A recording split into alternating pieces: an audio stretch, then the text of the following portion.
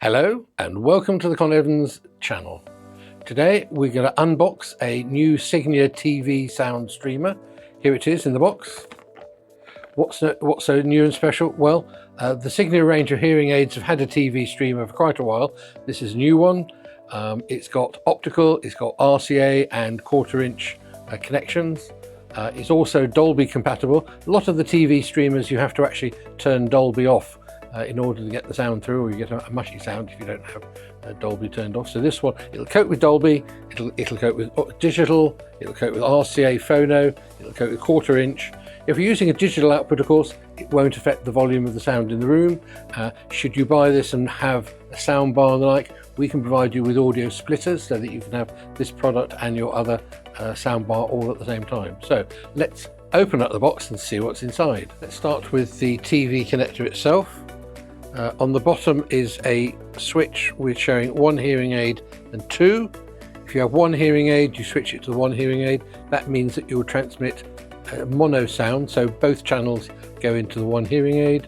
Alternatively, slide it across to where it is now, and that's for two hearing aids, so you get a true stereo sound. There's the linking button there. So on the back we've got three sockets. This green is a micro USB, which is used as the power to drive it. It comes with a micro USB lead to USB-A. Most TVs nowadays actually come with a USB socket on, so you can power this from the socket on your TV. If for some reason your TV doesn't have a USB socket, you can use an external power supply. In the middle is the blue, that's for the optical, with the Toslink cable. Here's the Toslink cable. In the end of the Toslink cable there is a plastic cover, and last but not least there's a 3.5mm socket that can be used to go into a phono connection if you've got a phono connection on the outside of your television. If you've got a headphone socket, you could go 3.5mm to 3.5mm into a headphone socket, or in fact connect into any other audio product. You can use these TV sounds with products other than TVs. You can use them into a computer or radio or whatever. Anything with audio coming out, you can connect into the TV sound. If you're using a StreamLine mic with your hearing aids for connecting into your mobile phone, when a call comes in and you're watching the TV, you will hear a sound in your hearing aids. You can then connect to the call.